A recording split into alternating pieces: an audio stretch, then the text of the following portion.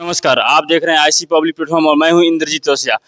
जन स्वराज पार्टी के नेता ललित तिवारी जी हैं हमारे साथ। उनसे बात करेंगे एकमा विधानसभा के विकास के बारे में, क्योंकि यहाँ क्या क्या विकास होना चाहिए और कैसे ये जन स्वराज पार्टी जो आएगी वो क्या क्या विकास यहाँ पे करेगी, इनसे बात करेंगे। अच्छा बताइए, पहले आप जीतिएगा इस विधानसभा में तो आप क्या पहले मुद्दा उठाइएगा कि आप यहाँ क्या सुधरना चाहिए? पहले नंबर, आपके चैनल को पहले बहुत बहुत शुभकामना और बधाई दे रहा हूं, और मैं एकमा की जनता के तरफ से भी आपके चैनल को बहुत बहुत शुभकामनाएं दे रहा हूं। और अब आपके सवाल पर आ रहा हूं। देखिए, जन स्वराज का एक पूरा विजन है। मैं व्यक्तिगत रूप से कोई कमिटमेंट नहीं कर रहा हूं, ये मेरे पार्टी के प्रणेता ने जन स्वराज पार्टी का है कि जन स्वराज आएगा तो 5 चीज हो जाएगा। वो सारा चीज सारे बिहार के लोगों को वो जारी किया जा चुका है। हमारे यहाँ एक नई व्यवस्था हुई है, एक परिवार कल्याण के हेतु हम लोगों ने कार्ड बना है, जो हर परिवार के लोगों को 20,000 रुपया मिलेगा। हर जगह वो कैंप लगा करके उस कार्ड को वितरण किया जा रहा है। साथ ही जो विजन है वो तो होगा ही, बिहार के युवाओं के लिए 10 से 15 हजार के रोजी रोजगार की गारंटी होगी। पलायन रोकेगा, पलायन करके जो गए हुए वो वापस आएंगे और यहीं उनको रोजी रोजगार मिलेगा गारंटी के तहत 10 से 15 हजार का। 60 वर्ष के ऊपर के हर महिला पुरुष को प्रति माह 2,000 पेंशन मिलेगा। स्वराज का ही देन है कि जो 400 रुपया भिक्षा के रूप में नीतीश सरकार दे रही थी, अब बढ़ा करके 1100 रुपया उन्होंने कर दिया है। लेकिन जन स्वराज आएगा तो वो 2,000 का जो गारंटी है वो 2,000 पेंशन हर 60 वर्ष के ऊपर के महिला पुरुष को मिलेगा। सरकारी गारंटी पर 4% सालाना ब्याज पर महिलाओं को ऋण मिलेगा, ताकि वो अपना व्यवसाय कर सकें, घर में करें, घर से बाहर करें और अपने परिवार का कुछ आर्थिक बोझ कम कर सकें। अच्छा ये बताइए, एकमा का पलायन जो युवा करते हैं वो कैसे रोकेंगे आप? पूरे बिहार के युवाओं को पलायन रोकने का हमारा अभियान है। एकमा के साथ साथ पूरे बिहार के जो पलायन हुए हैं उन सारे लोगों को अब बिहार में ही रोक देना है। अब वो जो मजदूर का फैक्ट्री लोगों ने बना दिया है बिहार को, कि महाराष्ट्र, गुजरात, जहाँ भी गुजरात में फैक्ट्री खुलेगा और बिहार के मजदूर काम करेंगे, अब ऐसा नहीं होगा। जन स्वराज आएगा तो ये पलायन रुकेगा और बिहार में ही फैक्ट्रियाँ खुलेगी। बिहार में ऐसे ऐसे उद्योग को स्थापित किया जाएगा कि हमारे जो यहाँ के युवा हैं, जो यहाँ के हमारे जो बिहार के लोग हैं, जो यहाँ बाहर जा करके जो वहाँ काम करते हैं, अब यहीं अपने बिहार में ही उन्हें रोजगार मिल जाएगा और यहाँ ही वो काम करेंगे। देखिए, यहाँ के लोगों का कहना है कि अभी जो भूमि सर्वे हो रहा है उसमें घूस लिया जा रहा है सर्वे करने के लिए, इस पे क्या कहिएगा आप? नीतीश, ये कोई नई बात नहीं है। नीतीश सरकार तो पूरी भ्रष्टाचार में डूबी हुई है। किस क्षेत्र में घूस और भ्रष्टाचार नहीं है? यहाँ हर चीज में है, हर जगह घूस का बोलबाला है। जिस विभाग में जाइए, बिना पैसे का 1 इंच आप नहीं चल सकते हैं। जो काम पहले के सरकारों में भी घूस थी, भ्रष्टाचार था, लेकिन जो 150 में हो जाता था वो हजारों की संख्या में हो रहा है, हजारों रुपया लग रहा है। कई कई ऐसे काम हैं जिनमें इतना भ्रष्टाचार में डूबा हुआ यह बिहार है कि लाखों लाख रुपया लोगों को देना पड़ता है।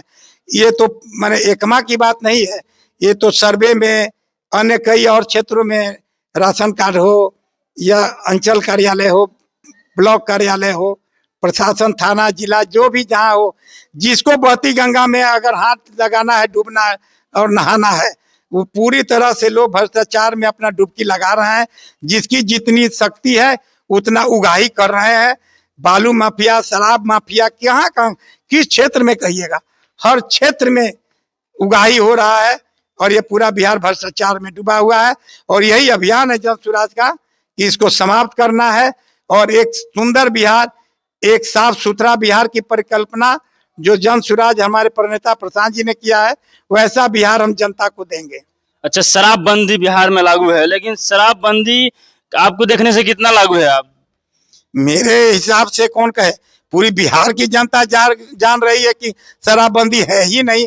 जिस दिन से शराबबंदी का घोषणा हुआ है उसी दिन से भी शराब मार्केट में बिक रहा है। फर्क इतना, ये पहले बिहार की शराब बिहार में ही बिक रही थी, बिहार की जनता बिहार के शराब को ही पी रही थी। अब लोग दूसरे राज्यों के शराब को पी रहे हैं। उत्तर प्रदेश, हरियाणा, पंजाब, अन्य राज्यों से शराब आ रहा है, वो पी रहे हैं। चौगुने, 5 गुने, 6 गुने दाम दे करके पी रहे हैं। जहरीली शराब क्षेत्रीय स्तर पर बन रहा है और जहरीली शराब पी करके लोग मर रहे हैं, विकलांग हो रहे हैं, अंधे हो रहे हैं। और जितने हमारे गरीब मजदूर भाई हैं वो जेल में भी लाखों लाख जेल में मजदूर भाई बंद हैं। अमीर को इससे कहाँ फर्क पड़ रहा है? जो फर्क पड़ रहा है हमारे गरीब भाई को पड़ रहा है। इसलिए इस शराबबंदी से बिहार में कोई फायदा नहीं है।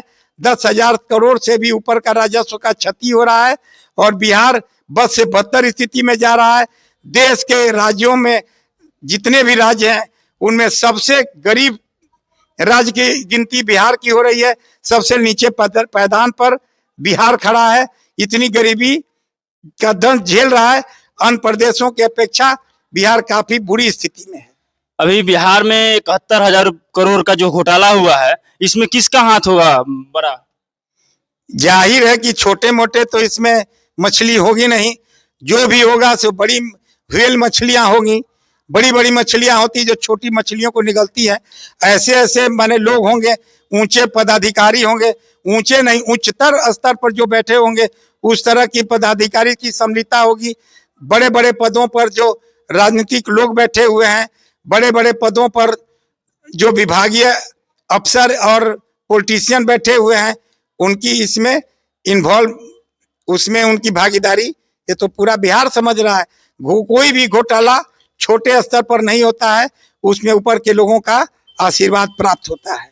स्वास्थ्य व्यवस्था जो बिहार का है, यहाँ पे लोगों को इलाज कराने जाते हैं तो दवा नहीं मिलता है, कभी कभी लोगों को पीट दिया जाता है इलाज कराने के चक्कर में। इस पे क्या बोलिएगा? सारे लोग देख रहे हैं टीवी चैनल पर, हॉस्पिटल में मारपीट होता है। अभी मैंने जो है सो मनीष कश्यप के साथ भी हुआ, सरकारी हॉस्पिटल में चेतन आनंद के साथ हुआ। कई दृष्टांत है, नाम गिनाने में शाम हो जाएगा। तो मेरे कहने का है कि सारा जगह भ्रष्टाचार ही नहीं, वहाँ के अब तो डॉक्टर और सहकर्मी जो हैं वो लोग भी गुंडागर्दी पर उतर आते हैं। ये नीतीश सरकार का देन है। स्वास्थ्य की व्यवस्था तो ऐसी चरमराई हुई है कि यहाँ पर स्वयं मुख्यमंत्री अगर अपने आंख को भी दिखाना होता है तो दिल्ली और बेंगलोर ही दिखा पाते हैं। ये बिहार में ऐसा कोई हॉस्पिटल या ऐसा व्यवस्था नहीं है कि एक छोटा मोटा इलाज भी कराना हो तो यहाँ के मंत्री और यहाँ के मुख्यमंत्री बिहार में अपना इलाज कराएं।